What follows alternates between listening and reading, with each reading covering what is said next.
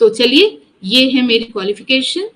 Okay, मेरा BSc honours biotech graduation में, masters मैंने 2 बार किया है। एक है मेरा एमएससी इन माइक्रोबायोलॉजी और दूसरा है मेरा एमए इन ज्योग्राफी। तो चलिए अब स्टार्ट करते हैं अपना लेक्चर। बस 1 सेकेंड, थोड़ा स्लो चल रहा है। ओके, क्वेश्चन को ध्यान से पढ़ना है। देखिए, ये किसी भी सब्जेक्ट, मतलब किसी भी एग्जाम के लिए बहुत ज्यादा इंपॉर्टेंट है ये क्वेश्चन। अगर आप ये सोचे कि नहीं ये सिर्फ यूपीएससी के लिए इंपॉर्टेंट है, क्योंकि क्वेश्चन अगर आप देखें तो इतना ज्यादा स्टेटमेंट वाइज है, तो नहीं बेटा, ये फैक्चुअल भी बहुत इंपॉर्टेंट है। एक एक लाइन से क्वेश्चन पूछा जाता है। जो वनडे एग्जामिनेशन होते हैं, आरओ के एग्जाम हो गया, एसएससी के एग्जाम हो गया, टीचर का एग्जाम हो गया, ठीक है, सिपाही का हो गया, दरोगा का हो गया, एक एक लाइन से क्वेश्चन पूछा जाता है। तो वो आप तभी फैक्ट्स पढ़ पाएंगे ना जब आपको पूरी आइडिया हो। तो पहला क्वेश्चन आपके सामने है, आपको बस बताना है कि इसका आंसर क्या है। कमेंट बॉक्स में कमेंट करके बताना है, ठीक है। गुड इवनिंग प्रतिभा, गुड इवनिंग बेटा। सोनू का आया है, वेरी गुड वेरी गुड। और लोग बताएं क्या होगा इसका सही आंसर। पहले तो क्वेश्चन को आप 2 बार रीड करिए, क्योंकि क्वेश्चन ही ऐसा है। प्रतिभा का भी आया है, वेरी गुड, बिल्कुल सही।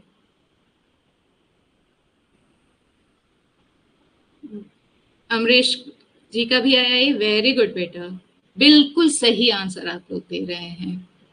देखिए, इसका आंसर ए है। अभिनंदन कुमार का भी आया है, बिल्कुल सही, क्योंकि ये जो सबमिट है, रूबी का भी आया है, वेरी गुड बेटा। वंदना का भी आया है, वेरी गुड। बच्चे जब आंसर देते हैं तो एक मोटिवेशन फील होता है, मैं हमेशा बोलती हूँ। टीचर्स को भी तो जरूरत होती है मोटिवेशन की, जो कि बच्चों से मिलता है। ओके, चलिए अब मैं आंसर बताऊं आपको। आप लोगों ने बिल्कुल सही आंसर दिया है, ऑप्शन ए इसका करेक्ट आंसर है, ठीक है। देखो, कोई भी एग्जाम हो, ठीक है, अगर आप क्वेश्चंस कर रहे हैं तो क्वेश्चन को ध्यान से पढ़ना है। यहाँ पे इनकरेक्ट पूछा है, गलत कथन पूछा है, कि दिए गए जो जितने भी कथन है उनमें से गलत कथन कौन सा है। तो 4 में से एक ही कथन है, एक ही स्टेटमेंट है जो कि गलत है। दैट मीन्स कि बाकी सारे ऑप्शन सही हैं, और वो अगर सही है तो आपको याद भी होने चाहिए। उसके बाद हम ब्रिक्स की डिटेलिंग भी पढ़ेंगे, क्योंकि जो ब्रिक्स है वो आपको एक अलग सब्जेक्ट है। इंटरनेशनल ऑर्गेनाइजेशन हम उसको कहते हैं, ठीक है। इंटरनेशनल रिलेशंस में एक पार्ट आता है इंटरनेशनल ऑर्गेनाइजेशन, उसमें बेटा आप लोगों को पढ़ना होता है। तो देखिए, पहली बात तो ये 18th या 18वां शिखर सम्मेलन नहीं था, ये 17th था, मतलब 17वां था, ठीक है। तो यही ऑप्शन, पहला ही ऑप्शन गलत है, बाकी तीनों सही हैं। देख, बाकी तीनों सही है का मतलब कि भारत के जो प्रधानमंत्री हैं नरेंद्र मोदी जी, उन्होंने क्या किया, उन्होंने पर्यावरण COP30 यानी COP30, कॉन्फ्रेंस ऑफ पार्टीज, इसका फुल फॉर्म है कॉन्फ्रेंस ऑफ पार्टीज, ठीक है, COP30, और वैश्विक स्वास्थ्य पर एक सत्र को संबोधित किया, ठीक है। ये बिल्कुल सही है कि अगर ये पूछा जाए कि जो 17th ब्रिक्स समिट हुआ था उसमें हमारे जो प्रधानमंत्री हैं उन्होंने किस इशू को उठाया या फिर किस इशू पे बात करी, तो याद रखिएगा पर्यावरण से रिलेटेड उन्होंने बात करी कि पर्यावरण को कैसे बचाना है, उससे रिलेटेड बात करी है, COP30 के बारे में बात करी है, ठीक है, और ग्लोबल हेल्थ के बारे में बात करी है। ये बिल्कुल सही है, स्टेटमेंट बिल्कुल सही है। Brazil has chaired the 2025 BRICS summit. ये याद रखिएगा कि इस बार का ये क्वेश्चन वनडे एग्जामिनेशन में पूछा जा सकता है, बहुत ज्यादा इंपॉर्टेंट है।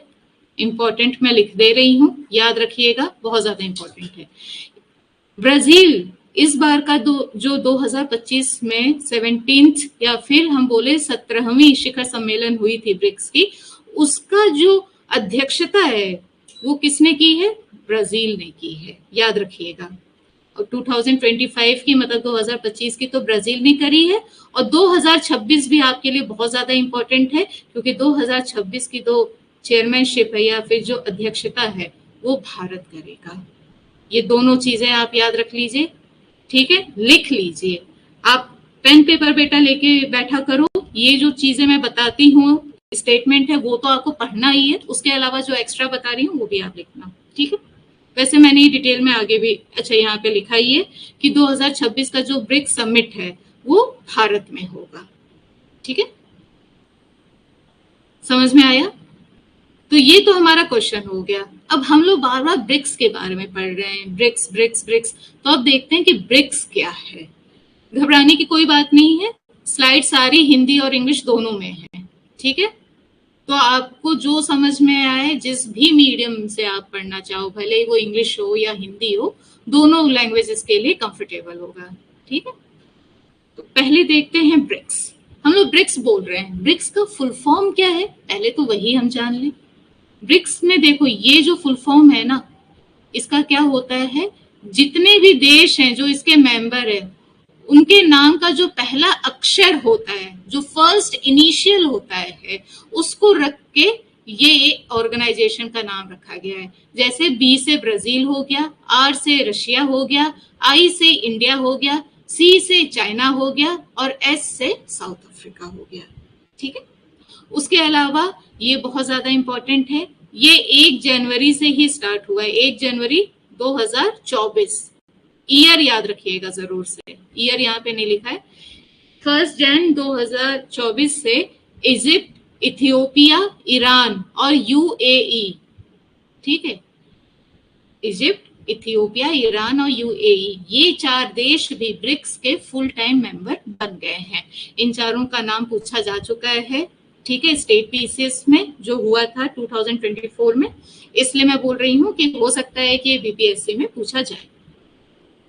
अब देखिए, पहले इसका नाम बेटा ब्रिक था, ब्रिक्स नहीं था, एस नहीं था, पहले ब्रिक रखा गया था। किसने रखा था इसका नाम ब्रिक?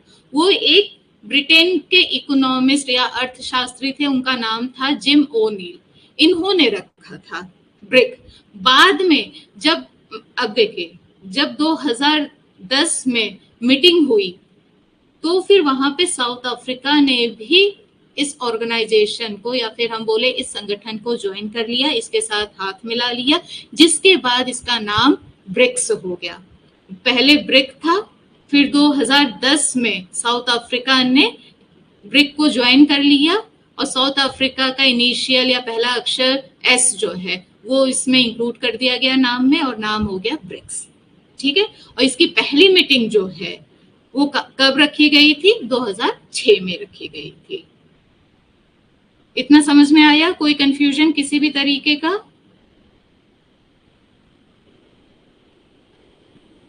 मैं देख लेती हूँ, कोई भी कंफ्यूजन हो आपको प्लीज पूछ लीजिएगा। Thank you Sonu ji, thank you. नमस्ते रीता, जय काली का भी आया था ये, थैंक यू, बिल्कुल। नमस्ते बेटा। रीता, प्रतिभा, सारे मेरे पुराने बच्चे। समझ में आ रहा है आप लोगों को? अब देखिए, अब जो ये पार्ट है बेटा, इससे बहुत क्वेश्चंस आते हैं। ये अकेले बहुत ज्यादा इंपॉर्टेंट है, ठीक है। इसमें क्या बताता है कि जो ब्रिक्स हैं, अभी इन 5 देशों की बात हो रही है, ठीक है, ब्राजील, रशिया, इंडिया, चाइना और साउथ अफ्रीका की, इन 5 देशों की बात हो रही है कि इन 5 देशों को अगर हम देखें तो पूरी दुनिया में ये जो 5 देश हैं वो मिलके 41% ग्लोबल पॉपुलेशन बनाते हैं। मतलब कि पूरी दुनिया की जो 41% पॉपुलेशन है वो इन्हीं 5 देशों की है। उसके अलावा पूरी दुनिया की जो जीडीपी है उसका 24% इन 5 देशों से होता है, और जो पूरी दुनिया का ट्रेड है वो 16% अकेले इन 5 देशों से होता है। तो आप सोचिए कितना ज्यादा इंपॉर्टेंट ऑर्गेनाइजेशन है। हिंदी में भी देख लेते हैं, परेशान मत होइएगा, हिंदी में भी है। किसी भी तरीके का कोई भी डाउट हो तो आप प्लीज पूछ लीजिएगा, एक बार हिंदी में देख लीजिए।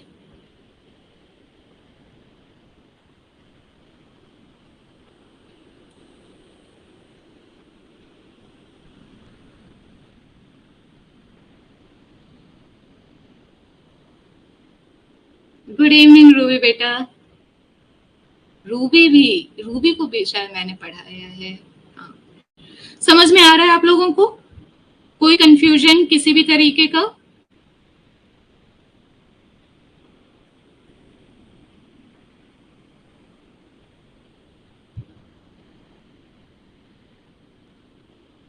ओके, चलिए ये देख लीजिए। अब आगे भी है, ब्रिक्स अभी खत्म नहीं हुआ है। अब देखिए, ये आपसे पूछा जाएगा कि भाई ये बताओ कि जो ये अध्यक्षता है वो कैसे मिलती है। ठीक है, जिस तरह अभी हम बोले हैं ब्राजील के पास है, फिर उसके बाद रशिया के पास आती, इंडिया के पास, फिर चाइना के पास, फिर साउथ अफ्रीका के पास। ये है इसका मतलब रोटेशन होता है, जैसे जैसे नाम है वैसे वैसे इसकी चेयरमैनशिप ट्रांसफर होती है। लेकिन आप लोगों को पता है कि रशिया यूक्रेन की लड़ाई चल रही है, हो रहा है, रशिया यूक्रेन वॉर हो रही है, जिसकी वजह से 2026 की जो हम बोले चेयरमैनशिप है वो रशिया में ना होके इंडिया में है। ठीक है, इंडिया में। इसके पहले इंडिया में आप देखिए चेयरमैनशिप कब हुई थी ब्रिक्स की, वो थी 2021 में। ठीक है, और हाँ ये बहुत इंपॉर्टेंट है, बहुत बार क्वेश्चन पूछा जाता है कि जो न्यू डेवलपमेंट बैंक है ये किसका है। मतलब बहुत से ऑर्गेनाइजेशन है, अगर हम बोले तो क्या ये एससीओ का है या फिर ब्रिक्स का है ना, या फिर दोनों का है या फिर किसी का नहीं है। तो आप इतना याद रखिएगा, जो न्यू डेवलपमेंट बैंक है वो रशिया का है, वो सॉरी वो ब्रिक्स का है। ठीक है, इसका हेडक्वार्टर कहाँ पे है तो याद रखिएगा, हेडक्वार्टर इसका शंघई में है, चाइना में। ठीक है, ये भी बहुत इंपॉर्टेंट है, शंघई चाइना।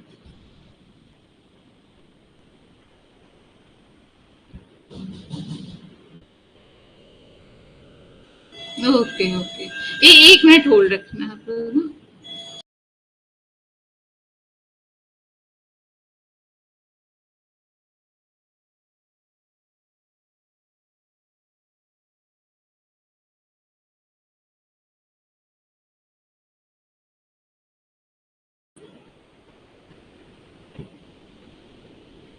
ठीक है, समझ में आ रहा है? कोई कंफ्यूजन किसी भी तरीके की? आगे बढ़े, हिंदी में भी है, आप हिंदी में भी देख लीजिए।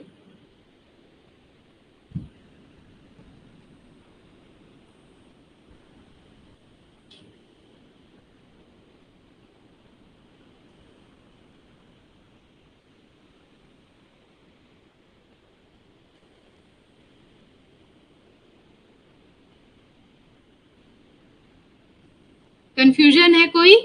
प्रतिभा, रीता, रूबी, सोनू जी, जितने भी स्टूडेंट्स हैं, आगे बढ़े हम। चलिए, दूसरा क्वेश्चन है आपके सामने, लेकिन थोड़ा स्लो है, कोई नहीं। पहली बात तो इस क्वेश्चन का आप आंसर दीजिए, फिर मैं आपसे दूसरा क्वेश्चन इसी में से पूछती हूँ, बायो का या फिर हम बोले साइंस टेक का, क्योंकि साइंस टेक बहुत इंपॉर्टेंट है, science and technology. World bio product day कब मनाया जाता है ये बताइए। विश्व जैव उत्पाद दिवस कब मनाया जाता है?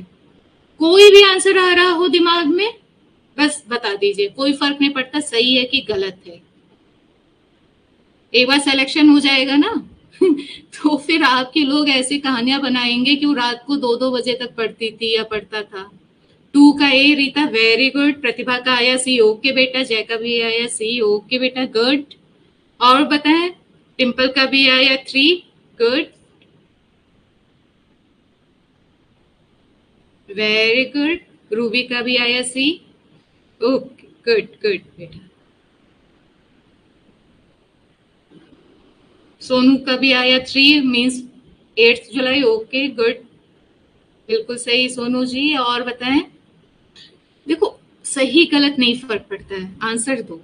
एक बार सिलेक्शन हो जाएगा, कोई नहीं पूछने वाला, सब आपकी ऐसी बातें बोलेंगे जो आप सोचेंगे हैं ये मैं थी या फिर मैं था।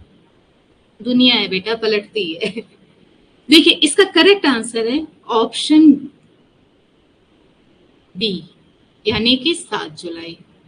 ठीक है, 7 जुलाई को मनाया जाता है विश्व जैव उत्पाद दिवस, या फिर हम बोले वर्ल्ड बायो प्रोडक्ट डे। ठीक है, अब मैं इसमें से पूछ रही थी कि बायो प्रोडक्ट का क्या मतलब होता है। आप लोगों ने साइंस में पढ़ा होगा, पढ़ा है कि नहीं? साइंस में पढ़ा या फिर नहीं भी पढ़ा है तो ये शब्दों को अलग करके पढ़ने की कोशिश करिए। बायो प्रोडक्ट, जैव उत्पाद, तो इसका मतलब आपको पता है? देखिए इसका क्या मतलब होता है, कभी कभी आंसर्स नहीं आते तो हमें ऐसे ही शब्दों को तोड़ के उसका आंसर समझने की जरूरत पड़ती है। बायो का मतलब है हमारा कि जो भी चीजें, जैसे प्लांट्स हो गए, पेड़ पौधे हो गए, एनिमल्स हो गए, माइक्रोब्स हो गए, ठीक है, फंजाई जिस तरह हो गया, फंगस हम बोलते हैं ना, ठीक है, शैवाल हो गया, जिस मतलब कवक हो गया, फंजाई को कवक कहते हैं, एल्गी, शैवाल, ये सब चीजें होती हैं, इनको हम बायो में रखेंगे। बायो का मतलब जो लिविंग बीइंग होते हैं उनको हम बायो कहते हैं। ठीक है, अब देखिए इनकी मदद से, मतलब कि पेड़ पौधे जीव जंतु की मदद से जो भी हम उत्पाद बनाते हैं उसको हम बायो प्रोडक्ट कहते हैं। वो क्यों ऐसा बनाते हैं? क्योंकि देखिए हम सबको पता है आज क्या हो रहा है, आज हर जगह पोल्यूशन फैला है ना। और ऐसा नहीं है कि जो प्रदूषण है वो रुक गया है या फिर कम हो रहा है, नहीं बेटा, रियलिटी है कि वो बढ़ते ही जा रहा है।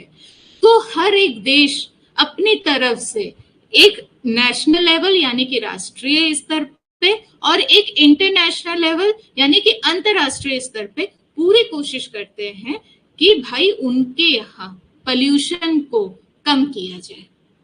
अलग अलग देश अलग अलग पॉलिसीज ले आते हैं, अलग अलग नीतियां ले आते हैं जिससे कि उनके देश का पोल्यूशन कम किया जा सके। तो उसी तरह यहाँ पे बायो प्रोडक्ट होता है और ये है world bio product day. World का मतलब पूरे विश्व में एक दिवस मनाया जाता है जिसको हम जैव उत्पाद दिवस कहते हैं, जिससे कि हम जो भी प्रोडक्ट बनाएं वो यही प्लांट्स, फंजाई, एनिमल्स, इन्हीं सब की चीजों से बने हो ताकि ये डिग्रेड हो जाए, खत्म हो जाए, मिट्टी में मिल जाए, फिर दोबारा आ जाए, रिन्यूएबल। ठीक है, फिर दोबारा आ जाए। ऐसा नहीं है कि प्लास्टिक का बना है। प्लास्टिक क्या है? वो नॉन बायोडिग्रेडेबल है, मतलब कि वो खत्म होती ही नहीं है ना। तो ऐसी चीज को क्या बढ़ाना जो पर्यावरण में एक बोझ ही बनाती जाए और हमारे लिए ही दिक्कत की बात हो। तो इससे बेटर है ना कि हम ऐसी चीजों से कोई भी प्रोडक्ट बनाए जो कि, जिसका घड़ा है सबसे अच्छा एग्जाम्पल, घड़ा आप देखें मिट्टी का बनता है, टूट जाती है मिट्टी, घड़ा टूट गया, हमने घड़े को फेंक दिया, वो तो मिट्टी है, मिट्टी में मिल गया, होता है कि नहीं, कोई दिक्कत नहीं। वहीं पे अगर कोई प्लास्टिक की सामान खराब होती है तो वो मतलब नॉन बायोडिग्रेडेबल होती है, मतलब कि वो गलती नहीं है बेटा। इसीलिए पूरे विश्व को बचाने के लिए और ये बोलने के लिए कि भाई हमें ये प्लांट्स और एनिमल्स वाली चीजों से ही प्रोडक्ट बनाने चाहिए ताकि हम अपने पोल्यूशन को कंट्रोल कर सकें, बाकी चीजों को कंट्रोल कर सकें, पर्यावरण को बचा सकें, इसके लिए हम ये वाला दिवस मनाते हैं।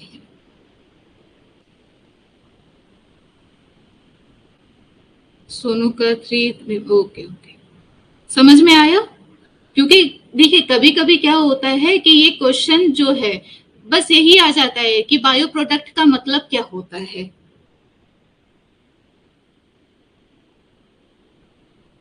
अब देखिए ये कौन है?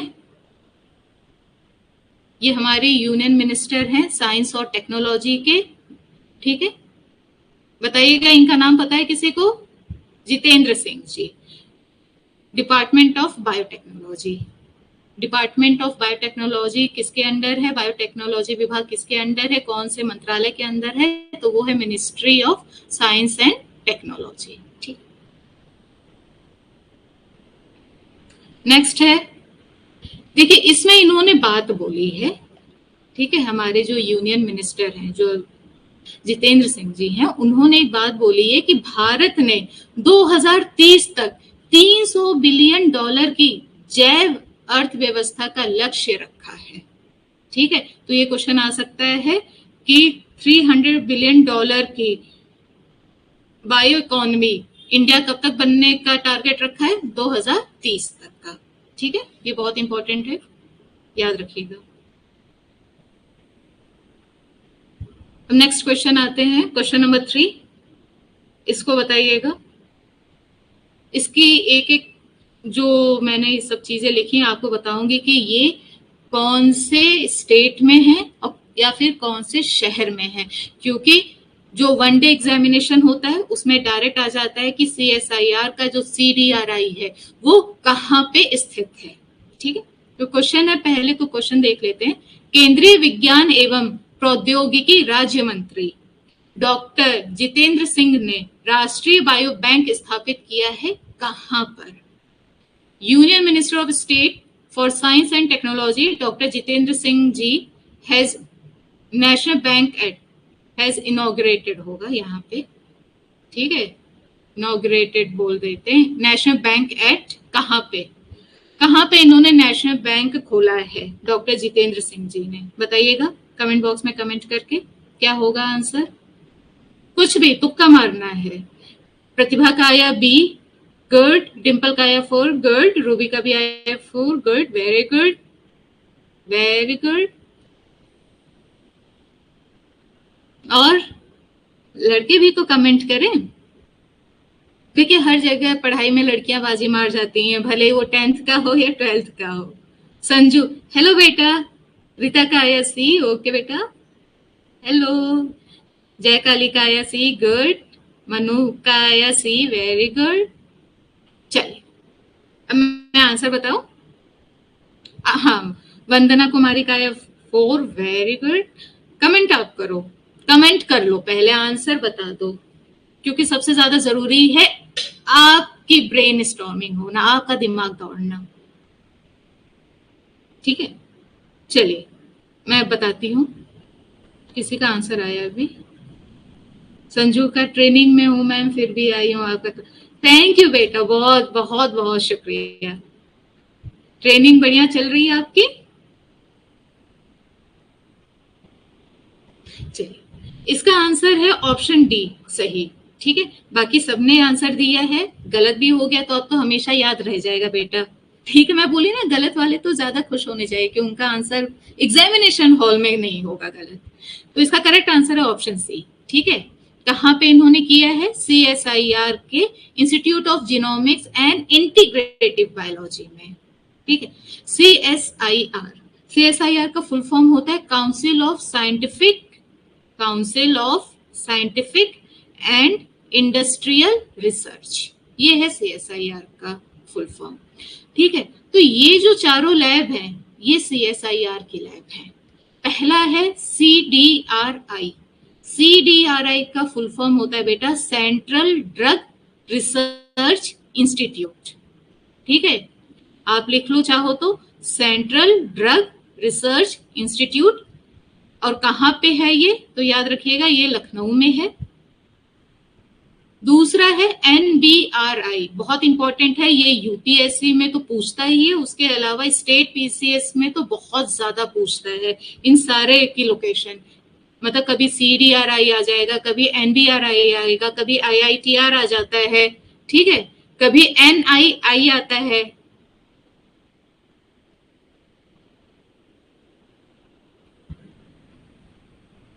देखिए, NII national institute of immunology, इसको अभी हम पढ़ते हैं। तो नेशनल बोटेनिकल रिसर्च इंस्टीट्यूट इसका फुल फॉर्म है, नेशनल बोटेनिकल रिसर्च इंस्टीट्यूट, ये भी लखनऊ में है। IITR, ठीक है, Indian institute of toxicology and research. ठीक है, Indian institute of toxicology and research, ये भी बेटा लखनऊ में ही है।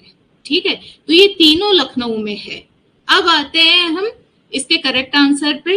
IGIB ये कहाँ पे है? तो ये याद रखिएगा, ये न्यू दिल्ली में है। ठीक है, न्यू दिल्ली में है। और नेशनल इंस्टीट्यूट ऑफ इम्यूनोलॉजी ठीक है, हम बोलते हैं ना कि इसकी इम्यूनिटी वीक है, इसकी इम्यूनिटी बहुत स्ट्रांग है, तो वही उस पे इम्यूनिटी वाले सेल्स पे, इम्यूनिटी वाले लोगों पे जो रिसर्च होता है वो कहाँ होता है? नेशनल इंस्टीट्यूट ऑफ इम्यूनोलॉजी में। और ये कहाँ पे है? ये भी बेटा न्यू दिल्ली में है। ठीक है, तो 5 में से 3 तो अपने को लखनऊ में मिले, बाकी तो नई दिल्ली में मिल गए। समझ में आया?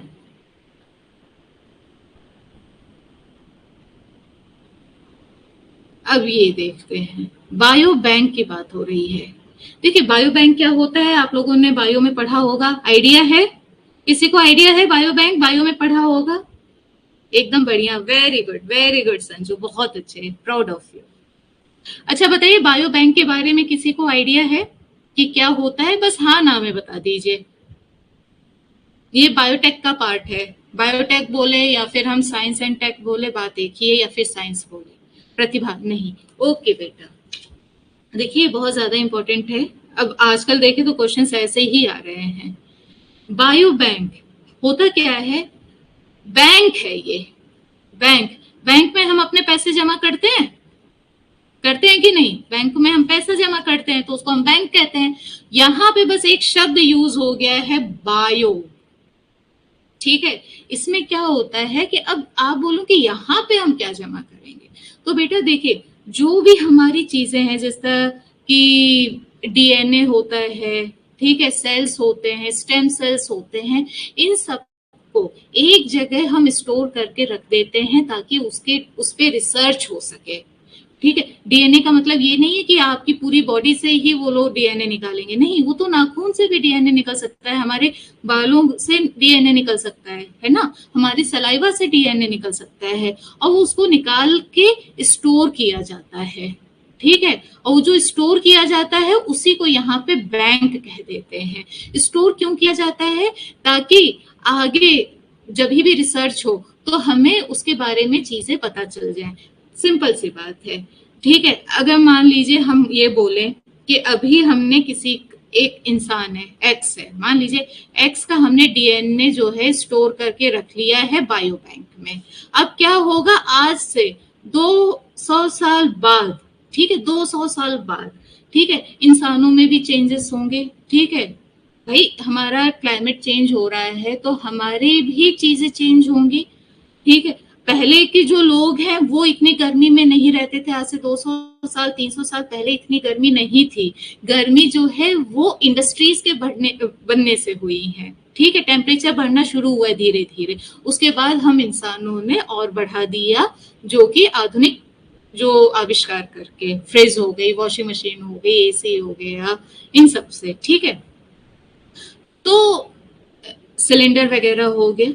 ठीक है, तो अब देखें तो वो लोग इतनी ज्यादा गर्मी में नहीं रहते थे, हम रहते हैं। अब हमारे आने वाली जनरेशन कैसी होगी, उनके अंदर भी चेंजेस होंगे। तो ये सब चीजें ना बताएंगे, डेटा बताएंगे कि पहले में और अब में क्या चेंज आया है किसी भी चीज से रिलेटेड। भले ही हम बोलें कि उनकी हाइट से रिलेटेड कोई चेंज आ गया है, ठीक है, या फिर उनकी एज से रिलेटेड कोई चेंज आ गया है, क्योंकि पहले लोग बहुत ज्यादा जीते थे, अब कम हो गए हैं पहले की तुलना में, आप सबको पता होगा। तो ये सारी चीजें अगर हम स्टोर करके एक जगह रखेंगे तो फर्दर स्टडी करने में बहुत ज्यादा यूजफुल होती हैं। ठीक है, आया समझ में? कोई कंफ्यूजन किसी तरीके की? रीता नहीं, रीता यस, ओके, समझ में आया? किसी भी तरीके का कोई कंफ्यूजन कि ये क्या होता है बायो बैंक?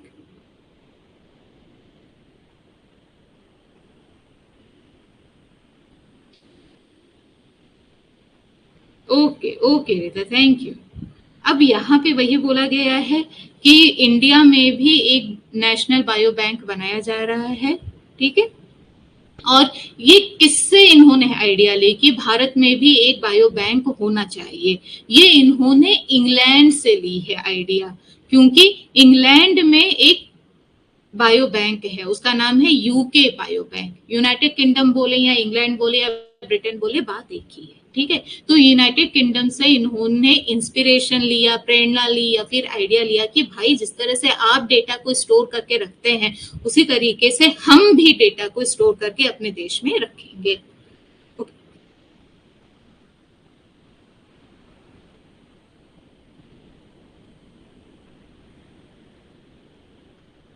अब आगे बढ़ते हैं। फोर्थ क्वेश्चन है, the second edition of north eastern region district sustainable development goals index report was released by.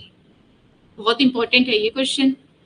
पूर्वोत्तर क्षेत्र जिला सतत विकास लक्ष्य सूचकांक रिपोर्ट का दूसरा संस्करण किसके द्वारा जारी किया गया है? गृह मंत्रालय के द्वारा, आवास और शहरी विकास मंत्रालय के द्वारा, नीति आयोग के द्वारा, या फिर इनमें से किसी के द्वारा नहीं?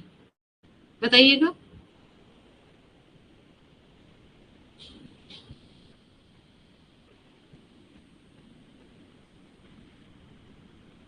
कोई आइडिया? डिम्पल का है option 3। Very good Dimple, very good बेटा। और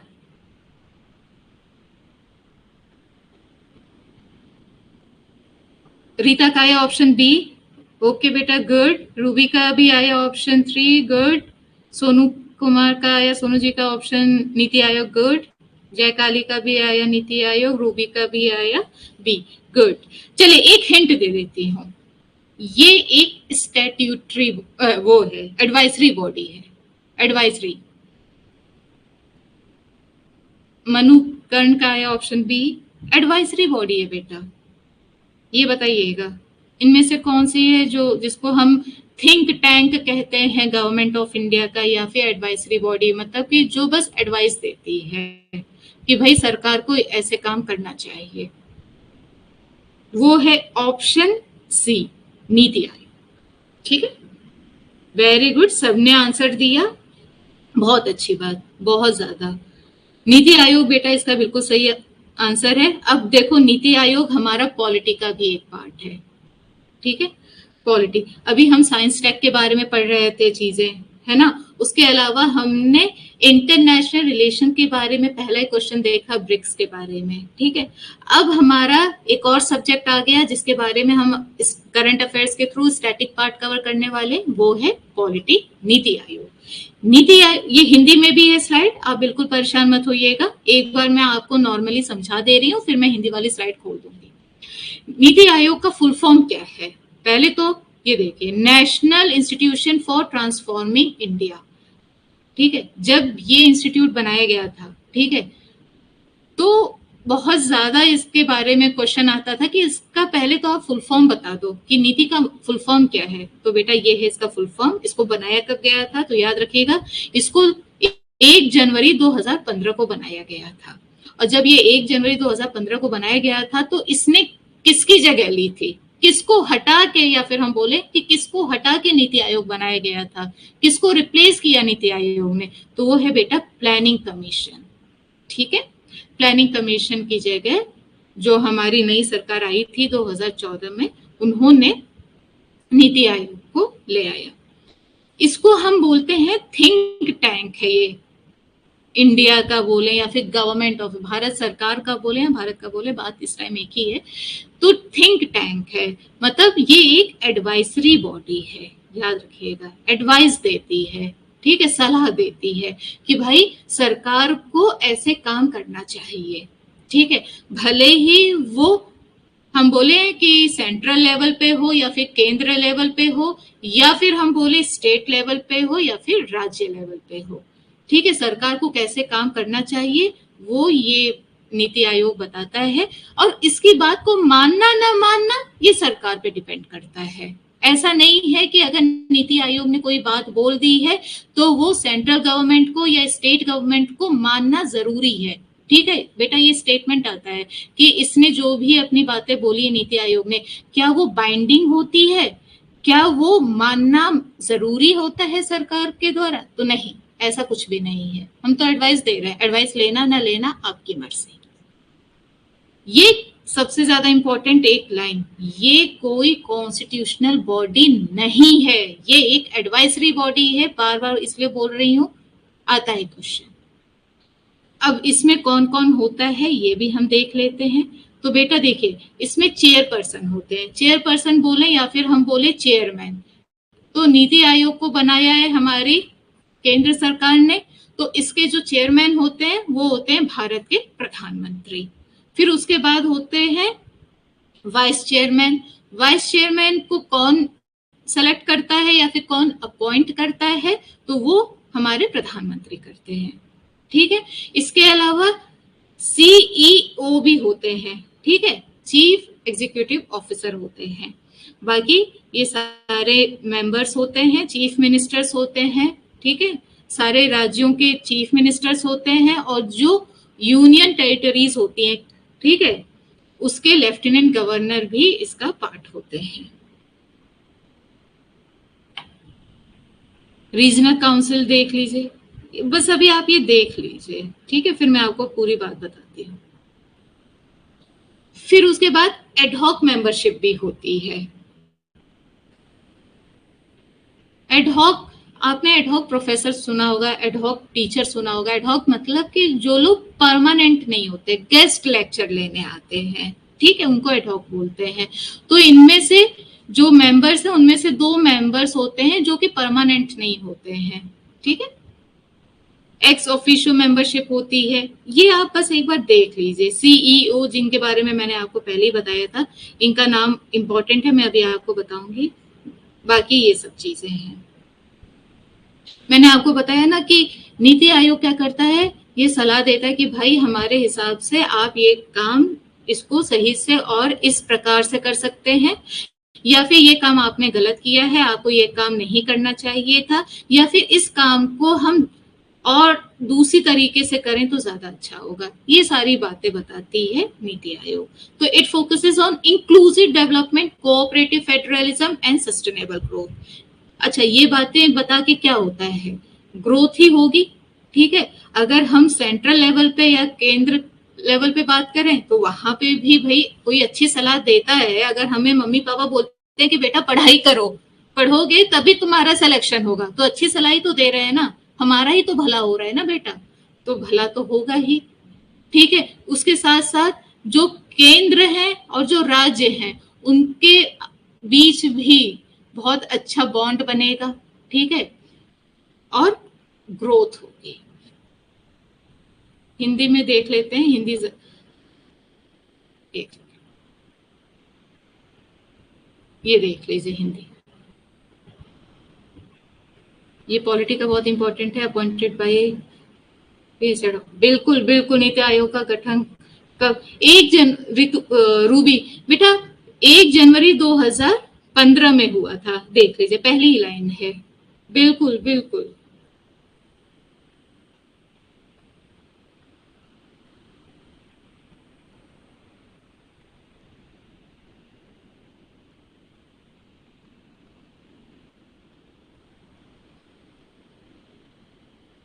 मैं आपको थोड़े नाम इसमें बता दूंगी जो आपको पढ़ने होंगे, आप देख लीजिए, हिंदी वाला भी देख लीजिए। मैं यहाँ पे नाम लिख रही हूँ, थोड़ा पेन इससे लिखने की आदत छूट गई है।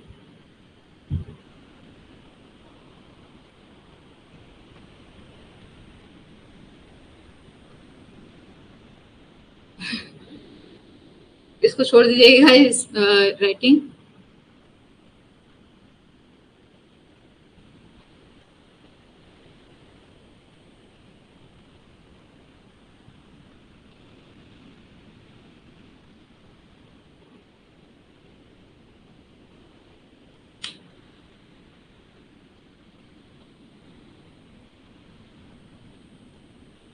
ठीक है, अब मैं बताती हूँ। देखिए, ये नाम आपके लिए इम्पोर्टेंट है।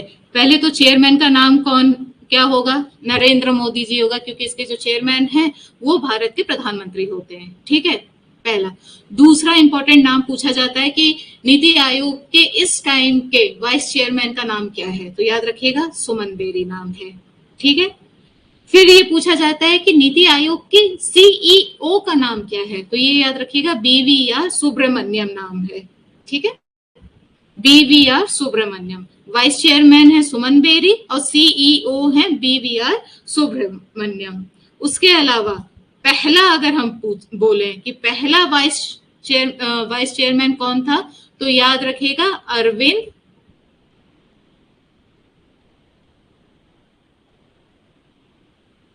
पनगरिया, ठीक है। अरविंद पनगरिया जो है वो नीति आयोग के पहले वाइस चेयरमैन थे।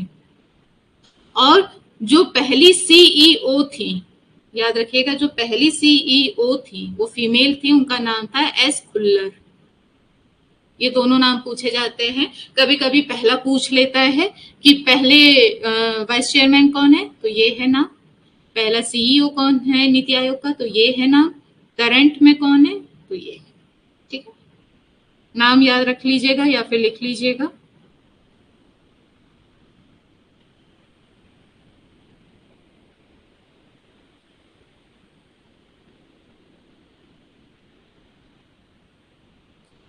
आगे बढ़े।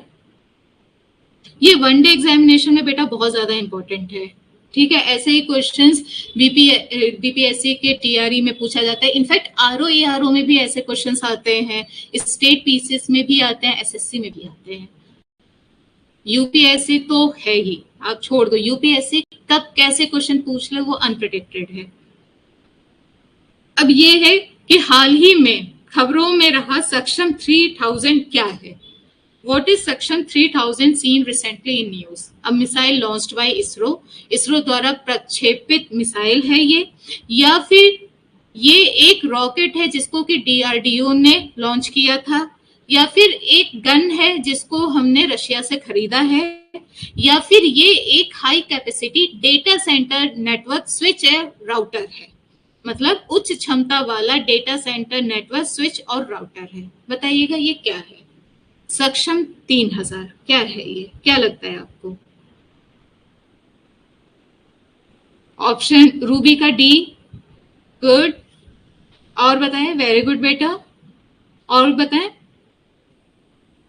ये थोड़ा टफ हो सकता है लेकिन बहुत इंपॉर्टेंट है। रीता का आया सी, गुड बेटा। वंदना का आया डी, गुड। जयकाली का भी आया डी, डिम्पल का आया ए, गुड। बहुत अच्छे आंसर्स तो बच्चे दे रहे हैं, और जो बच्चे आंसर्स दे रहे हैं उनको याद हो जाएगा। देखो बेटा, ऐसे ही क्वेश्चंस आते हैं। अगर आप प्रीवियस ईयर्स के क्वेश्चंस देखेंगे ना, या फिर इसी साल जो भी एग्जाम हुए हैं अगर आप देखेंगे तो आता है। राजकुमार ठाकुर का आया बी, गुड। सोनू का आया डी, गुड सोनू जी। और चलिए, इसका करेक्ट आंसर है ऑप्शन डी, वेरी गुड। ठीक है, बिल्कुल सही। इसकी ये क्या है, ये देखिए, इसकी स्पीड है ये। ठीक है, 25.6 TBps। बनाया किसने है, ये क्वेश्चन आ जाता है। तो मैंने ये फुल फॉर्म लिख दिया है, लेकिन ये फुल फॉर्म बेसिकली पूछता नहीं है। बस ये आ जाता है कि जो सक्षम 3000 है उसको सी डॉट ने बनाया है। क्या ये सही स्टेटमेंट है या फिर गलत है। तो आपको होना चाहिए पता कि हाँ भाई, सी डॉट ने ही बनाया है। ठीक है, टी यानी टेलीमेटिक्स, तो उसी से आपको गैस कर लेना होगा। कभी कभी सी डॉट की जगह कुछ और भी आ सकता है ना। ठीक है, कि भाई एनआईसी ने बनाया है, ठीक है, या फिर जापान की किसी कंपनी ने बनाया है, तो आपको पता होना चाहिए कि सी डॉट ने बनाया है। नेक्स्ट है हमारा, वर्ल्ड जूनोसिस डे कब मनाया जाता है। विश्व जूनोसिस दिवस कब मनाया जाता है। 3, 4, 5 या फिर 6 जुलाई। जूनोसिस बेटा, जो जानवरों से इन्फेक्शन इंसानों को हो जाता है ना, उसको जूनोसिस कहते हैं। ठीक है, जूनोटिक डिजीज वही होता है। जिस तरह की, अगर बहुत बेसिक, एक इस टाइम न्यूज में भी था, आप लोगों ने हो सकता है पढ़ा हो या फिर सुना हो, नहीं सुना है तो पता चल जाएगा कि नेशनल लेवल के एक हमारे कबड्डी प्लेयर थे। ठीक है, उनको एक पपी ने, एक पिल्ले ने गलती से काट लिया, क्योंकि वो जो पपी था या फिर हम बोले पिल्ला था, वो नाले में था, वो रो रहा था। तो हमारे जो ये प्लेयर थे नेशनल लेवल के कबड्डी प्लेयर, वो बस उसकी हेल्प करने की सोचे, उसको बाहर निकाले। वो पिल्ला डर गया और वो उनको गलती से काट लिया। ठीक है, उसने काट लिया या फिर उसका नाखून लग गया, जो भी बातें बोली जा रही हैं, लेकिन गलती क्या हुई कि ये जो हमारे प्लेयर थे, इन्होंने इंजेक्शन नहीं लगवाया, और उसके 14 दिन बाद ही इनकी रेबीज से, रेबीज आपको पता है ना कि कुत्ते के काटने से जो इन्फेक्शन होता है उसको रेबीज कहते हैं, इससे इनकी मृत्यु हो गई। ठीक है, तो यही जो कि किसी भी हम बोले चूहे से, बिल्ली से, कुत्ते या किसी भी जानवर से जो भी इन्फेक्शन या फिर जो भी डिजीज इंसानों को हो जाती है उसको जूनोटिक डिजीज कहते हैं। ठीक है, तो उसी के बारे में जागरूकता फैलाने के लिए, जिस तरह अभी एक इसी को एग्जाम्पल देख के आप सोच सकते हैं कि भाई रेबीज का इंजेक्शन इनको लगवा लेना चाहिए था, अगर लगवा लेते तो इनकी मृत्यु नहीं होती। ठीक है, तो ऐसे ही अवेयरनेस फैलाने के लिए कि भाई अगर आपको कहीं भी चोट लग जाती, नाखून से उसके चोट लग जाए या फिर कैसे भी वो काट ले, तो आपको तुरंत आपको इंजेक्शन लगवाना है। कोई ओझा के यहाँ नहीं जाना है, झाड़ फूक नहीं करवाना है। ठीक है,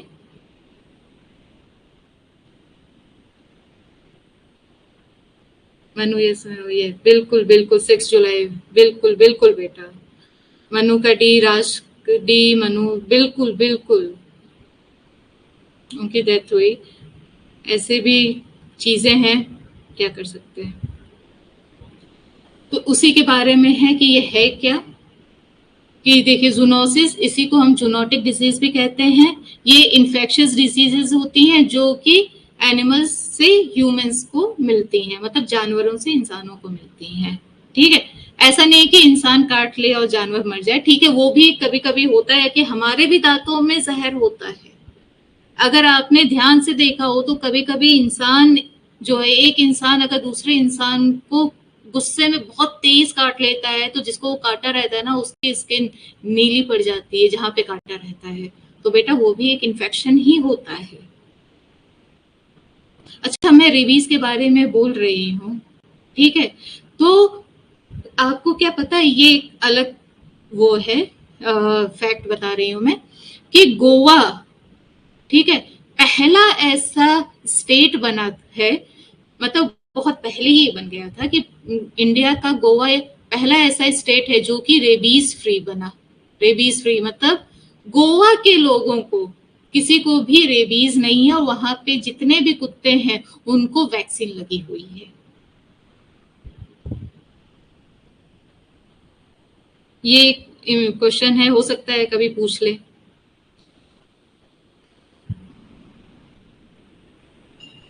नेक्स्ट है हमारा, global forgiveness day is celebrated on, वैश्विक क्षमा दिवस कब मनाया जाता है बताइए। मतलब विश्व लेवल पे आपको ये भी सिखाया जाता है कि भाई अगर आपने गलती की है तो आपको सॉरी बोलना भी आना चाहिए। ठीक है, और दूसरों को माफ करने आना चाहिए। अगर आप सॉरी बोलेंगे तभी तो सामने वाला माफ करेगा। ठीक है, कभी कभी होता है कि सामने वाले का दिल इतना बड़ा होता है कि वो बोलता है कि यार जिसने गलती करी है वो नादान है, उसको कर्मा देखेगा। कर्मा शब्द यूज होने लगा है काफी सालों से, हिंदी में उसको हम कहते हैं कर्म। ठीक है, कर्म ही होता है। तो बोलते हैं कि यार इसको माफ कर दो, जो होगा इसको तो इसका कर्म ही देखेगा। अच्छे कर्म किए होंगे तो अच्छा होगा, बुरा होगा किए होंगे तो बुरा होगा। तो बताइए कब मनाया जाता है ये।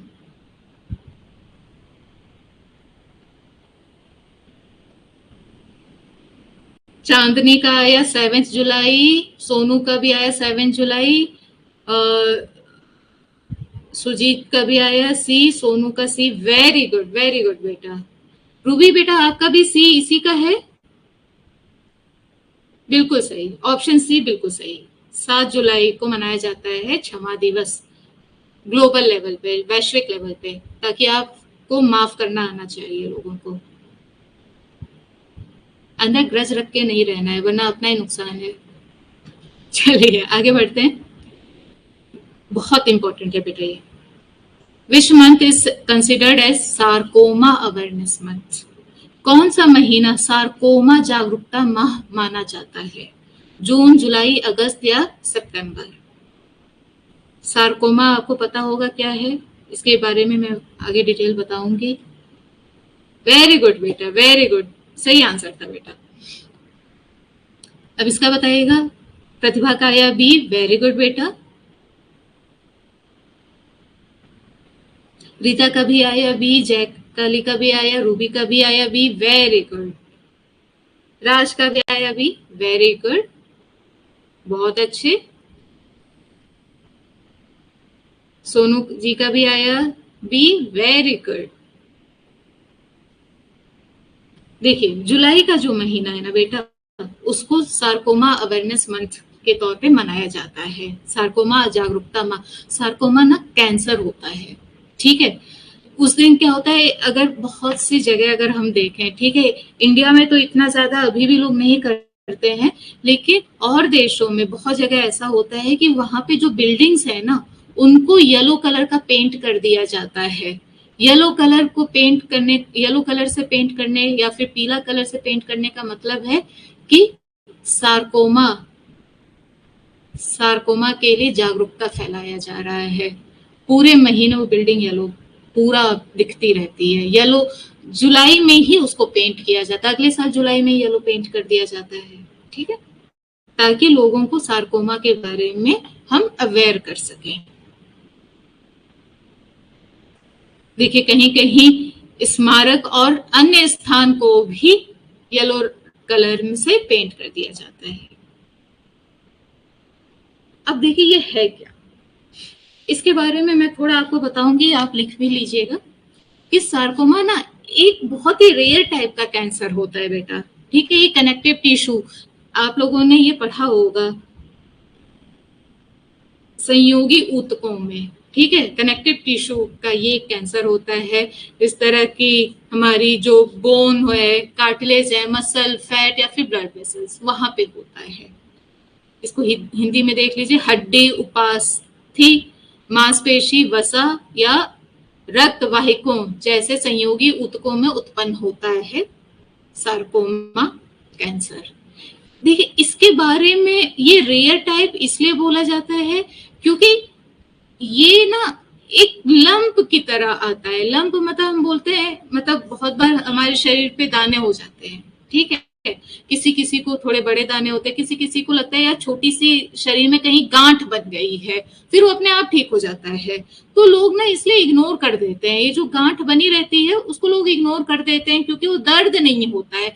सबसे इंपॉर्टेंट, ये दर्द नहीं होता है, पेनलेस होता है बेटा, ठीक है। ये दर्द होती नहीं है ये गांठ, इसलिए लोगों को लगता है कि यार ये तो नॉर्मल गांठ है, कोई कैंसर वैंसर नहीं है। लेकिन यही जो इग्नोरेंस हो जाती है, उसी की वजह से जब इनको और जगह शरीर में ये गांठ होती है और फिर दर्द होना पता चलता है, तब तो बहुत देर हो गया रहता है। इसीलिए बड़ा ये रेयर टाइप का है, क्योंकि जल्दी पकड़ में ही नहीं आता है, लोगों को समझ में नहीं आता कि उनको कैंसर हुआ भी है कि नहीं। उनको तो लगता है कि नॉर्मल सी बात है यार, ये तो खाओ पियो सही हो जाएगा, अपने आप दवाई लो ठीक हो जाएगा, लेकिन नहीं। और इसका अभी देखा जाए तो एडल्ट्स में इसका रेशियो तो अभी 1% है, मान लीजिए इसका परसेंटेज 1% है। मतलब 100 लोगों में से एक इंसान आपको ऐसा मिलेगा जिसको कि हड्डियों का कैंसर होगा या फिर कार्टिलेज का कैंसर होगा या फिर मसल, फैट या फिर ब्लड वेसल का कैंसर होगा। लेकिन जो बच्चे हैं, बच्चों में ये 15% है। इसका अगर हम बोले प्रतिशत, कितने प्रतिशत बच्चों में है ये? 15। मतलब 100 में से 15% जो छोटे बच्चे आजकल हैं, आजकल की मैं बात कर रही हूँ, उनको सार्कोमा कैंसर होता है। और वहीं अगर हम एडल्ट्स की बात करें, 18 अबव, जितना भी आप चाहें, जितना भी कोई जिंदा रह रहा है, ठीक है, उनके अंदर सार्कोमा डेवलप होने की चांसेस अभी 1% हो जाती हैं। लेकिन अभी बढ़ते जा रहा है क्योंकि लाइफस्टाइल बिगड़ रही है लोगों की, फ्रोजन फूड खा रहे हैं, फ्रिज में रखा हुआ खाना खाते हैं, उसकी वजह से ये ज्यादा हो रहा है। ये नेक्स्ट क्वेश्चन है, ये करंट अफेयर्स का क्वेश्चन है। अभी पीएम मोदी जी जो थे, उन्होंने इनको श्रद्धांजलि दी है, इसलिए ये न्यूज में थे। लेकिन बेटा ये हिस्ट्री से रिलेटेड भी क्वेश्चन है, क्योंकि ये क्वेश्चन है कि बंगवानी एक बंगाली जर्नल है जिसको 1922 में लिखा गया था। तो याद रखिएगा, बंगवानी बंगाली जर्नल है, ठीक है, पंजाबी नहीं है, मराठी नहीं है, उड़िया नहीं है, बंगाली है। साल भी पूछा जाता है, हिस्ट्री में ऐसे क्वेश्चंस आते हैं, मॉडर्न हिस्ट्री में, कौन सा साल? 1922, ठीक है। किसने लिखा है, ये है क्वेश्चन। इनकी अभी श्रद्धांजलि थी, प्रधानमंत्री जी ने इनको श्रद्धांजलि अर्पित की है, तो किसने ये लिखा है, बंगवानी किसने लिखा है, बताइएगा। ऑप्शन डी, मनु का था, गुड इवनिंग, मैं रितु श्रीवास्तव फ्रॉम एक सेकंड बेटा। गुड इवनिंग जीतू जी, गुड इवनिंग। हाँ मुझे याद है, आप बिल्कुल याद है आप। मनु का आया डी, रूबी का डी, डिम्पल का डी, जयकाली का भी डी, प्रतिभा का था बी। ओके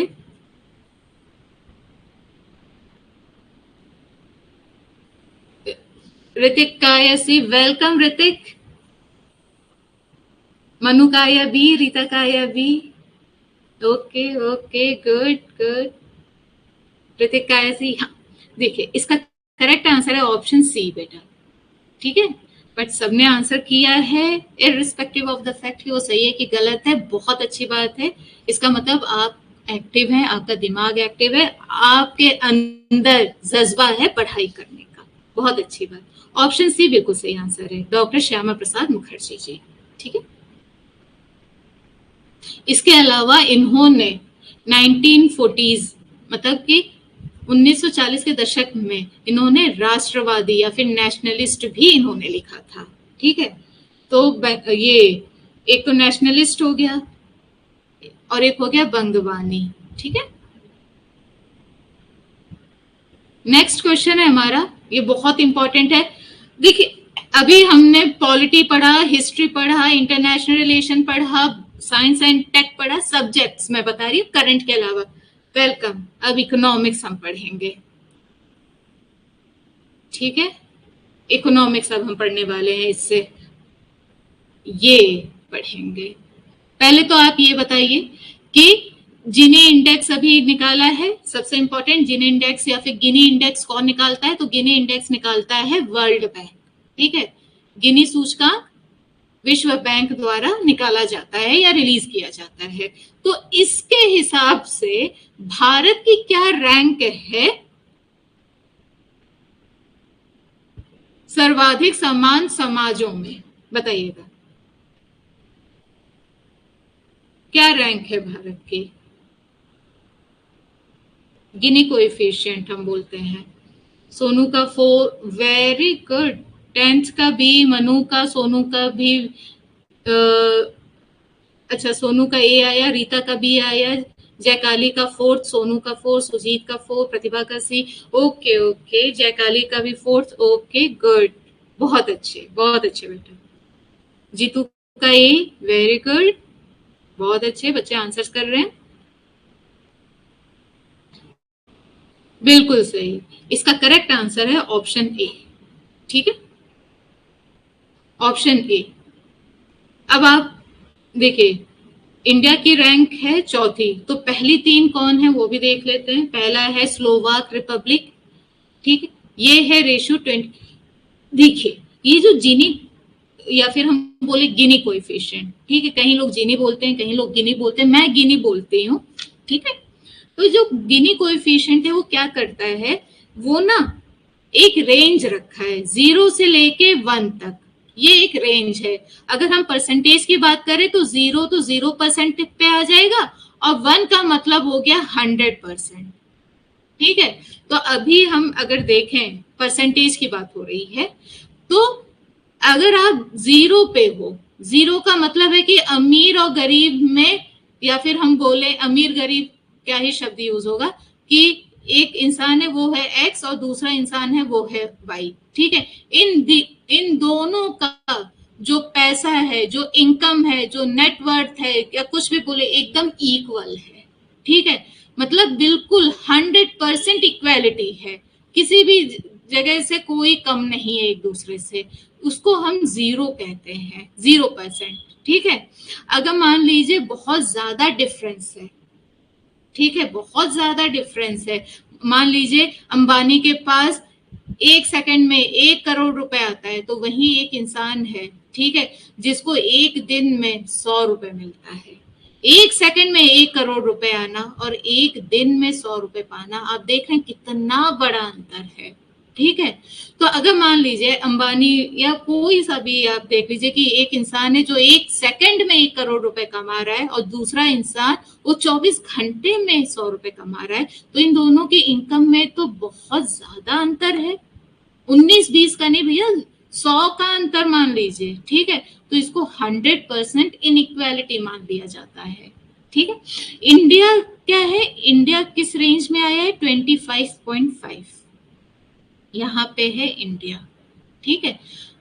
इंडिया में दिखाई गया कि ये जो इक्वालिटी है वो चाइना और अमेरिका से भी ज्यादा अच्छी है, और जो G7 या फिर ग्रुप ऑफ 7 कंट्रीज है, ठीक है, ये जो ग्रुप है 7 देशों का एक समूह है जिसको कि हम G7 कहते हैं, 7 देशों के समूह को, ठीक है। पहले ये G8 था, 8 यानी रशिया भी था इसमें, लेकिन जब रशिया ने क्रीमिया पर वॉर छेड़ दी, ठीक है, तो ये जो 7 देश है उन्होंने बोला भाई हम रशिया को अपने साथ नहीं रखेंगे, रशिया हमारे लायक नहीं है, तो रशिया को इन लोगों ने निकाल दिया, फिर उसके बाद ये G7 हो गया, तब से ये G7 ही है, ठीक है। तो इससे भी ज्यादा अच्छी इक्वालिटी इंडिया ने शो करी है वर्ल्ड बैंक की गिनी कोएफिशिएंट के या फिर गिनी इंडेक्स के हिसाब से। तो पहला है स्लोवाक रिपब्लिक, दूसरा है स्लोवेनिया, तीसरा है बेलारूस और चौथा है भारत। समझ में आया आप लोगों को, कोई कंफ्यूजन किसी तरीके के? बिल्कुल बिल्कुल बेटा, तो जब आप कमाओगे ना उसकी बात हो रही है, जब आप कमाओगे उससे कंपैरिजन करना, जब दो लोग कमाते हैं उसकी बात होगी, ठीक। अब इसके बारे में थोड़ी डेफिनेशन हम पढ़ लेते हैं गिनी कोएफिशिएंट की, इकोनॉमिक्स का बहुत इंपॉर्टेंट पार्ट है बेटा। देखिए, इसी को हम गिनी इंडेक्स कहते हैं, गिनी कोएफिशिएंट कहते हैं, गिनी रेशियो कहते हैं। मैंने आपको जैसा कि बताया कि ये क्या करता है, ये जनसंख्या में आय, धन या उपभोग के वितरण को मापता है, और इसका रेंज ये है। देखिए, एक सेकेंड,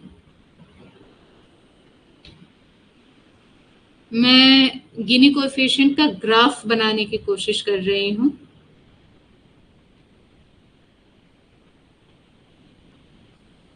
ठीक है, ये परसेंटेज है किसका, पॉपुलेशन का, ठीक है। ये मान लीजिए परसेंटेज है इसका, इनकम का, ठीक है बेटा। 0 से 100 है ये, और यहाँ पे भी ये 100 है, ठीक है। ये क्या होता है, ये एंगल होता है क्या, 45 डिग्री, है ना। देखिए, ये होता है पूरा 90 डिग्री, पता है आप लोगों को ना, ये 90 डिग्री होता है एकदम सीधा खड़ा, और 90 डिग्री का ये जो हाफ होता है उसको हम कहते हैं 45 डिग्री। तो ये जो 45 डिग्री है इसको हम बोलते हैं बिल्कुल परफेक्ट तरीके से इक्वल पोजीशन, परफेक्टली इक्वल इसको कहते हैं 45 डिग्री को, ठीक है। और ये जो है ये आता है डिफरेंस बताता है भैया, ठीक है। ये डिफरेंस बताता है कि भैया कितनी पॉपुलेशन है, कितनी इनकम है, ठीक है, उस हिसाब से कितना बड़ा अंतर है उस पॉपुलेशन में, लोगों के इनकम में कितना बड़ा अंतर है, ठीक है। तो ये है, ये जो कर्व है ये स्ट्रेट लाइन है 45 डिग्री की, ये स्ट्रेट लाइन है, कर्व नहीं है बेटा, ठीक है। महीनों बाद मैं ये पेन टैब चला रही हूँ इसलिए थोड़ा कंफ्यूजन है। ये स्ट्रेट लाइन है, इसको 45 डिग्री बोलते हैं, परफेक्टली इक्वल कहते हैं। ये बहुत इंपॉर्टेंट है, ये डायरेक्ट ग्राफ पूछता है कोई सा भी एग्जाम, ठीक है। और इसको हम कहते हैं, ये जो कर्व है जो कि ये डिफरेंस बता रहा है, जो कि दिखा रहा है कि दोनों में क्या अंतर है, इसको हम लॉरेंस कर्व कहते हैं, लॉरेंस कर्व। पढ़ा है ये आप लोगों ने इकोनॉमिक्स में, बताइएगा, पढ़ा है?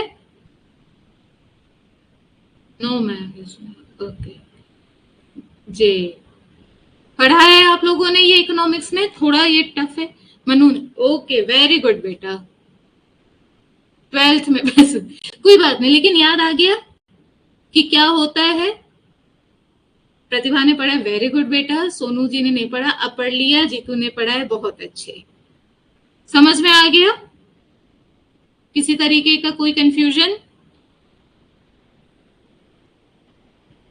Thank you Manu, thank you बेटा। चांदनी, थैंक यू बेटा। Manu, no doubt. ओके, चलिए अब आगे बढ़ते हैं। हिंदी में भी है, आप एक बार हिंदी में देख सकते हैं।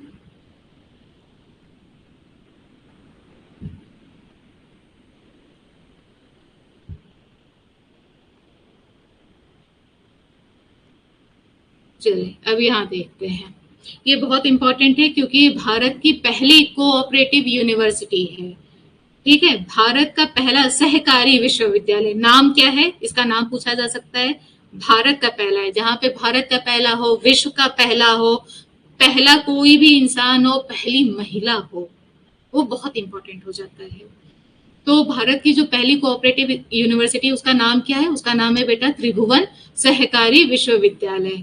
ठीक है, ये कहाँ पे खुलने वाला है, ये क्वेश्चन पूछा जा रहा है कि ये जो विश्वविद्यालय है त्रिभुवन सहकारी, ये कहाँ पे खोला जाएगा। अभी हाल ही में अमित शाह जी ने इसका क्या किया है, फाउंडेशन स्टोन रखा है।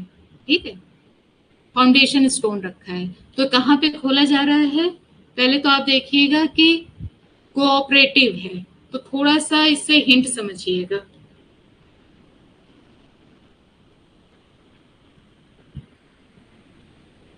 चांदनी का आया डी, रूबी का आया डी, ओके थैंक यू बेटा। सोनू का आया सी, जय काली का आया डी, सोनू का आया सी, गुड गुड। कोऑपरेटिव है, मैं बार बार इस शब्द पे बोल रही हूँ। मनु का आया गुजरात, वेरी गुड। मनु का आया सी, गुड। कोऑपरेटिव है बेटा। जीतू का भी आया सी, वेरी गुड, बहुत अच्छे। इसका करेक्ट आंसर है, एक मिनट, किसी और का भी आंसर आया। मनु का आया आनंद मिल्क, बिल्कुल बिल्कुल, ऑप्शन सी बिल्कुल सही बेटा, आनंद। आनंद जो है वहां पे खोला जाएगा, और ये कहाँ पे है, गुजरात में है।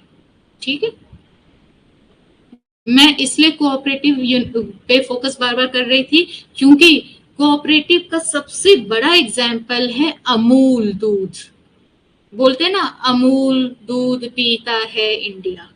तो बेटा अमूल का फुल फॉर्म है आनंद मिल्क यूनियन लिमिटेड। ठीक है, आनंद मिल्क यूनियन लिमिटेड। ठीक है, यहाँ पे क्या हुआ था कि देखिए मतलब सैकड़ों, सैकड़ों क्या हम बोल रहे हैं, हंड्रेड्स। ठीक है, सैकड़ों जो दूध वाले थे, उन्होंने बोला कि यार हम लोग अपने अपने घर से दूध ले आएंगे और एक जगह हम सारे दूध को स्टोर करेंगे, फिर वो जो दूध है उस स्टोरेज एरिया से दूसरे दूसरे पार्ट में चला जाएगा, वहां पे हम मतलब दूध बिकेगा, और जो बिकेगा वो पैसा फिर हमें मिलेगा। तो इन लोगों ने मिलके एक यूनियन बनाया, एक मतलब बोलते कोऑपरेशन के थ्रू, एक दूसरे की सहायता से इन्होंने एक यूनियन बनाया। वहां पे लोग अलग अलग घर से अपना अपना दूध ले आते थे। ठीक है, फिर वो जो दूध है वो ट्रक पे लदता था, फिर वो शहरों में जाता था, जिनको दूध चाहिए होता था उनको दूध मिलता था। फिर ऐसे कर करके ये एक ब्रांड बन गया और वो कहलाया अमूल, आनंद मिल्क यूनियन लिमिटेड। कहाँ पे, गुजरात में। राधे राधे, थोड़ा विलम्ब, ओके निक्की जी, कोई बात नहीं। हाँ, गुजरात में ही है, बिल्कुल बिल्कुल मनु, यस।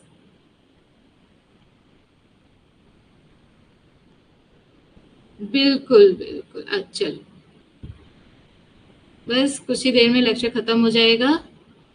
ये बहुत इंपॉर्टेंट है, सेलेक्ट द करेक्ट स्टेटमेंट, सही कथन का चयन करें। सही, पहले ये क्वेश्चन आए तो पहले जैसे ही सही या फिर गलत है तो उसको या तो अंडरलाइन कर ले या फिर सर्कल बना दे, क्योंकि कभी कभी सिली मिस्टेक से हमारा सही आंसर गलत हो जाता है। देखिए सी फ्लड ऐप जो है, मतलब क्वेश्चन है कि इसमें सही कथन का चयन करें, तो क्या ये पहला स्टेटमेंट सही है कि जो सी फ्लड ऐप है वो भारत का पहला बाढ़ जल प्लावन पूर्वानुमान मंच है? बताइएगा, क्या ये India first flood inundation forecasting platform है? क्या सी फ्लड ऐप जो है वो 2 दिन पहले ही फोरकास्ट करके बता देगा कि भाई फ्लड आ सकती है या फिर बाढ़ आ सकती है? क्या इसको CR पाटिल जो कि जल शक्ति के मिनिस्टर हैं, उन्होंने इसका इनॉग्रेशन किया है या फिर उद्घाटन किया है, या फिर ऑप्शन डी कि सारे ही ऑप्शन सही हैं। डी, रूबी का भी डी, वेरी गुड। मनु का भी डी, वेरी गुड। मनु कर्ण का डी, वेरी गुड। जय काली, प्रतिभा डी, वेरी गुड बेटा, बिल्कुल सही, बिल्कुल। रीता का भी डी, बिल्कुल सही। देखिए, पहले तो आपको ये पता होना चाहिए सी फ्लड ऐप, ठीक है, कंप्यूटर से रिलेटेड है। सी फ्लड ऐप जो है वो क्या करेगा, एक तो ये भारत का पहला कोई ऐसा एक ऐप बनाया गया है, ठीक है, जो मिनिस्ट्री हमारी जल शक्ति उसके द्वारा, जो कि बाढ़ आएगी उसके बारे में हमें पहले से ही मतलब अलर्ट कर देगा। 2 दिन पहले ही वो बता देगा कि भाई देखिए, कभी कभी क्या होता है कि हम कंफ्यूज हो जाते हैं, ठीक है। IMD भी अपना डेटा बताता है, लेकिन कभी कभी वो भी गलत हो जाता है, फ्लक्चुएट कर जाता है ना भाई। मतलब हम नेचर का कोई भरोसा नहीं है। जिस तरह भी आप लोगों ने टेक्सास का देखा होगा जो फ्लड आया था, पाकिस्तान में एक पूरी फैमिली, याद है, एक पूरी फैमिली बह गई, अचानक से वो फ्लड इतना ज्यादा बढ़ गया कुछ ही मिनटों में। तो इसीलिए इन सब घटनाओं को देखते हुए, हिमाचल प्रदेश का आप देखते ही रहते हैं, ठीक है, इन सब घटनाओं को देखते हुए जो हमारे जल शक्ति मिनिस्टर हैं CR पाटिल जी, उन्होंने सी फ्लड ऐप को बनाया है, जो कि 2 दिन पहले ही लोगों को अलर्ट कर देगी कि भाई जो जल का स्तर है इस नदी का, वो जो अपनी मैक्सिमम लेवल है उसको क्रॉस कर दिया है। अब आपको वो एरिया छोड़ के जाना होगा, वरना बाढ़ कभी भी आ सकती है, ठीक है। तो इसका सही आंसर है option D, all of the above. Next है हमारा, recently who has been conferred with Trinidad and Tobago's highest civilian award. हाल ही में त्रिनिदाद और टोबैगो के सर्वोच्च नागरिक पुरस्कार से किसे सम्मानित किया गया है, बताइएगा।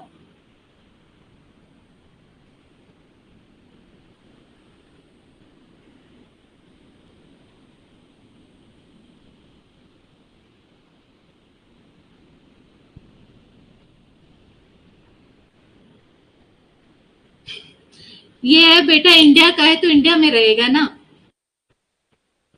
ऑप्शन डी आया मनु का नन, प्रतिभा का आया बी, रूबी का भी आया बी, सोनू कुमार का भी आया PM, जयकाली का भी आया बी, वेरी गुड, बिल्कुल सही। PM सर को, बिल्कुल बिल्कुल। रीता का भी आया बी, बिल्कुल। PM जो है भारत के प्रधानमंत्री, उनको दिया गया है, ठीक है। आपको पता है ये अर्जेंटीना भी गए, घाना भी, और अब त्रिनिदाद और टोबैगो भी गए। वहां पे जो उस देश का सबसे बड़ा सिविलियन अवार्ड है, उससे इनको सम्मानित किया गया है, नरेंद्र मोदी जी को। अब ये देखते हैं आगे।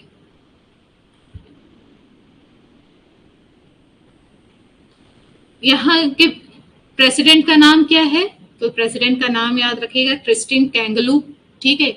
या कार्ला अगर आप चाहो तो याद कर लेना, वरना क्रिस्टिन कैंगलू करके याद कर सकते हो। यहाँ के जो प्राइम मिनिस्टर हैं उनका नाम है कमला प्रसाद विशेषर, ठीक है। अच्छा, इससे याद आया कि ये जो है त्रिनिदाद और टोबैगो, ये इसकी लोकेशन क्या है, बताइएगा। किसी को आइडिया है कि ये कहाँ पे है स्थित? किसी को आइडिया है कहाँ पे है? वेरी गुड, बिल्कुल मोदी जी, बताइएगा लोकेशन क्या है, आइडिया है किसी को?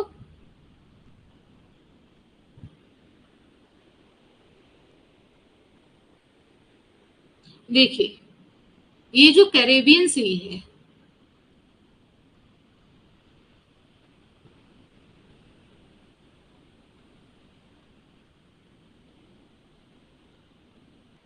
ये मान लीजिए हमारा साउथ अमेरिका, इधर है कैरेबियन सी। तो कैरेबियन सी के साउथ ईस्ट में है ये, या फिर हम बोले साउथ अमेरिका के नॉर्दर्न पार्ट में है ये देश, ठीक है। लोकेशन बेटा आ सकती है, इसलिए मैं बता रही हूँ, ये है साउथ अमेरिका, ठीक है।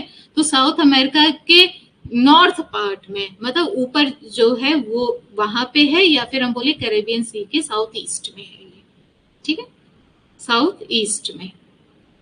ये ज्योग्राफी से भी रिलेटेड इसकी लोकेशन पूछी जा सकती है।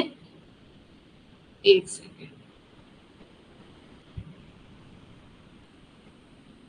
नेक्स्ट है हमारा, Mashreq recently became the first bank to enter the GIFT City, this is the bank of which country? Mashreq हाल ही में गिफ्ट सिटी में प्रवेश करने वाला पहला बैंक बन गया है, पहला बैंक बना है, नाम याद रखिएगा मशरेक। कौन से देश का है ये? गिफ्ट सिटी कहाँ है? याद रखिएगा गुजरात में, ठीक है। तो ये जो गुजरात के गिफ्ट सिटी में मशरेक बैंक खुला है वो कौन से देश का है? लास्ट है ये आज का, लास्ट बताइएगा क्या आंसर रहेगा? यूएई। मनु का आया, मनु का सी, रूबी का सी, वेरी गुड वेरी गुड। इसके ऊपर रूबी का आंसर था, मैंने ध्यान नहीं दिया क्या? करेबिया, अच्छा थैंक यू, थैंक संयोग, बिल्कुल बिल्कुल बेटा बिल्कुल। जीतू का भी सी, सोनू का प्रति, वेरी गुड, यूएई बिल्कुल सही आंसर है, ठीक है, बिल्कुल सही।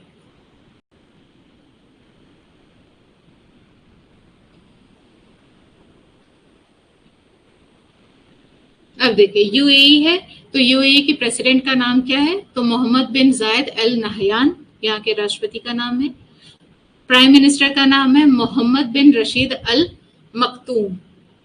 याद कर लीजिएगा, याद हो जाए तो याद कर लीजिएगा, वरना ऐसे देख लीजिए, जब भी आंसर आए तो याद आ जाएगा थोड़ा ऑप्शन देख के कि यही होगा आंसर, ठीक है। तो ये थी आज की इंपॉर्टेंट करंट अफेयर्स। आज थोड़ा बेटा टेक्निकल इश्यू हो गया था जिसकी वजह से नहीं हो पाया टाइम पे, क्लास लेट हुआ है, बट समझ में तो आया आप लोगों को? कोई कंफ्यूजन किसी तरीके की कमेंट बॉक्स में बता दीजिए, या किसी तरीके का चेंज करना है? हाँ बिल्कुल तो लास्ट का आप देख लीजिए। Thank you Manu, good night, take care. Current affairs book में no ma'am, okay. Current affairs book में बेटा मतलब, ओहो थैंक यू, गुड नाइट बेटा। अच्छा, मैं इसका पीडीएफ सर को शेयर कर दूंगी, ठीक है, पीडीएफ सर को शेयर कर दूंगी, आप लोगों को मिल जाएगा। और आंसर आप लोग याद रखिएगा, एक जगह आप जब भी ऑनलाइन क्लास ली जाए, भले वो मैं लूं या सर लें या कोई भी फैकल्टी ले, तो बेटा एक पेन और कॉपी लेके जरूर बैठा करें, ठीक है, बिल्कुल। चले, समझ में आया? डर तो नहीं लगा करंट अफेयर्स पढ़ के कि यार ये तो बहुत डरावना है? देखो करंट अफेयर्स के साथ साथ सब्जेक्ट भी तो हमारा रेडी हुआ है। इकोनॉमिक्स आपने थोड़ा पढ़ लिया, हिस्ट्री भी पढ़ ली, मतलब एनवायरमेंट ज्योग्राफी तो पढ़ते रहते हैं, पॉलिटी वगैरह, लेकिन हिस्ट्री